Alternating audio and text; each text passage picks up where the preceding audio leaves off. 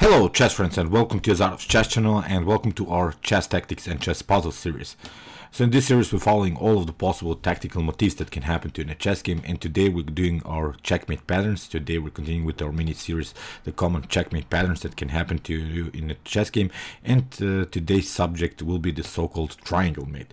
The triangle mate is this setup that I've already prepared for you. So here in the last move, White tried the move rook to f8, and basically all the time we're building sort of a triangle with the queen and the rook.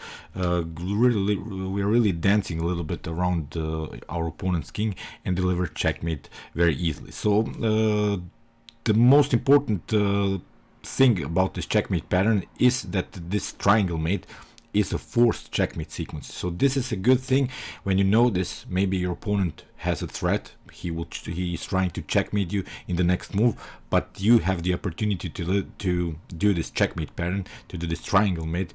Then of course your opponent is helpless. You can checkmate him without even bother what his next move, because you're simply attacking, and your opponent cannot escape from this triangle mate. So you see now in a couple of examples how important it is to recognize these patterns, because for instance Vasily Ivanchuk sacrifices a knight just in order to get the triangle set up, and then he delivers checkmate. So here I wanted to show you now in this simplified way how this triangle checkmate works. We have here first the check.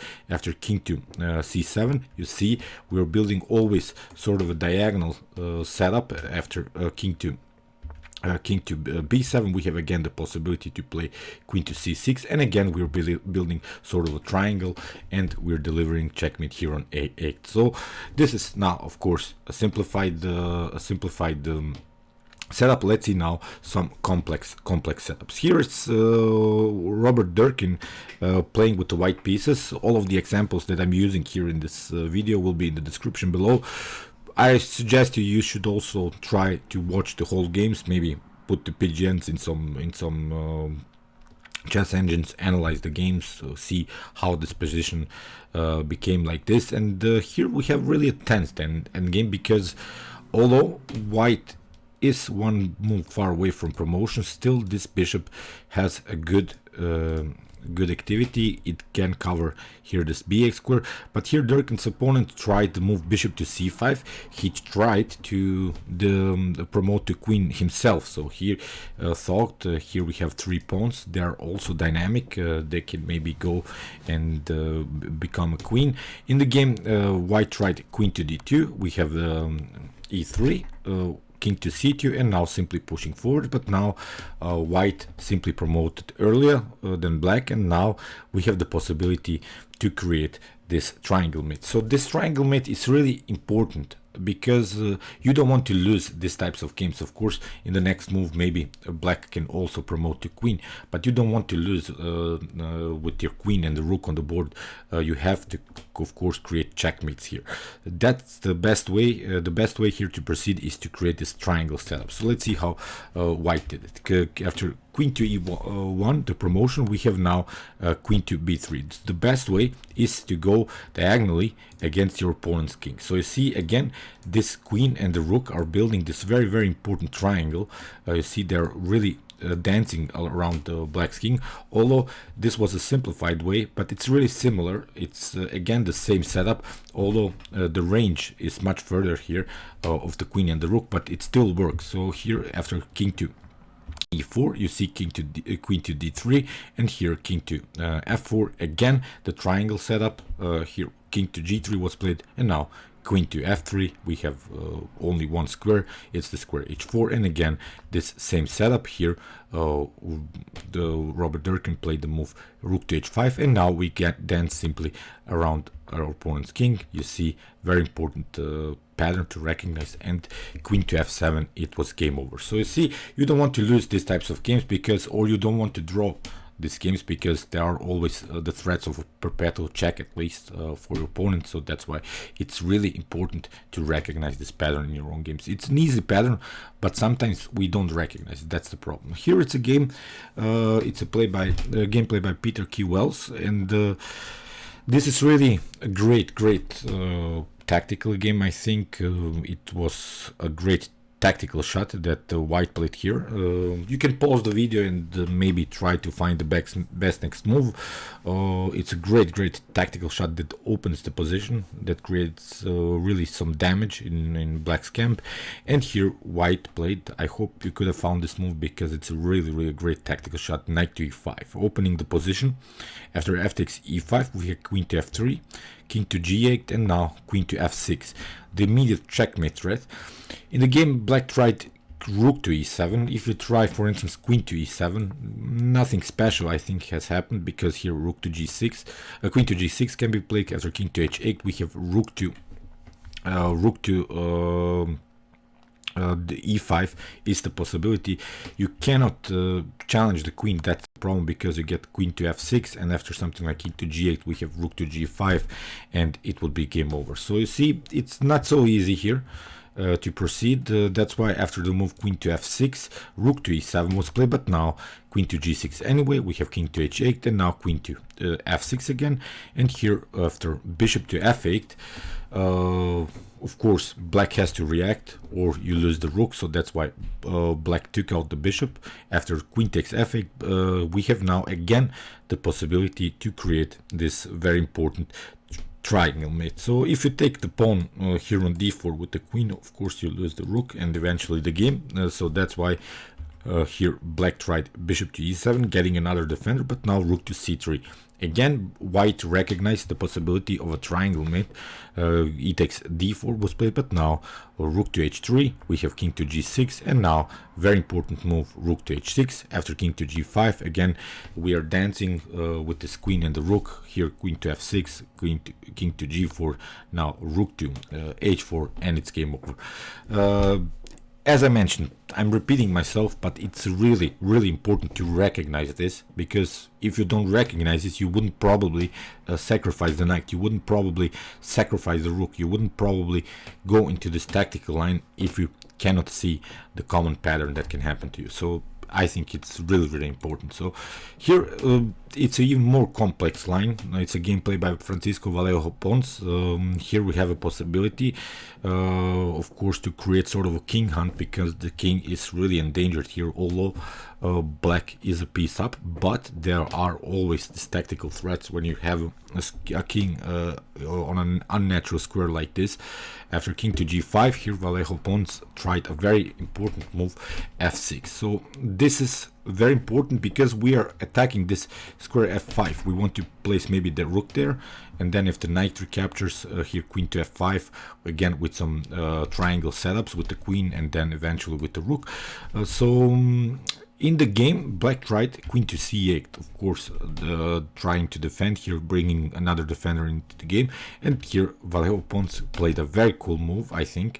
F takes g7 first, with the threat to the promote the queen. So here we have bishop to d6, not allowing these types of positions. And now very important g8 promotion. Again, with this deflection motif, because as I said, we want to go behind the king, bringing the rook somehow into the game, combined with this bishop, creating again very nasty threats. After rook takes g8, we have now h4. This is also an example of this king hunt. I've explained the king hunt in many of my videos. So the idea about the king hunt is to bring the king simply closer to your side of the board. So it means we're trying to bring the king here on the third rank, maybe if the position allows it also on the second rank. So these are the main principles of the king hunt. After king to h4, we have now the possibility queen takes h7, king to g3, and now queen to h2. Very nice move. King to g4, and now rook to d4, king to g5, and again we're creating this triangle setup, but these pieces are a little bit far away. But the cool thing about this pattern now is that this rook on the f-file cuts off the potential escape of the king through the f-file. So it's a very important setup now. After king to g6, we have rook to f6, and again this triangle setup. So you see again the queen and the rook built really an aggressive attack, and the king was helpless. Francisco Vallejo Pons recognized this tactical possibility very good and checkmated his opponent very easily. So it wouldn't be a video tactical video without the legendary Chucky. Here is also an example played by Vasily Ivanchuk here with the white pieces, and in the last move his opponent played the move Queen to f4, hoping that Chucky will go on h1 and then maybe try rook to b1, and of course creating dangerous threats on the g file. But here Chucky recognized the possibility of this triangle mate, because the queen and the rook all far away, but they can create really some dangerous threats in the game. G3 was played by Vasily Ivanchuk. After queen takes f3, we have now again the possibility to play this very cool setup, queen to d8. We're first of all, we're not allowing the king to escape here on this side of the board through maybe the square f8. If king to e6, then we have rook to a6. This would be checkmate, so that's why black tried to escape queen with the move king to d6, rook to a6. Again, we're building this triangle setup. Now you see we have to go behind. We are attacking diagonally the king with the queen, and of course with some files and ranks with the rook. So queen to c4, again rook to a4. Very nice tactics here by Chucky. He calculated all of that it was possible. But if you think about this position much better, then you see that basically black is helpless. If king to here king to c3 was played, if king to d3, then again you're getting your king on the same file. You don't want to get checked by taking a piece. So here white would have the opportunity to take the piece with a check, or maybe even play here rook to a3.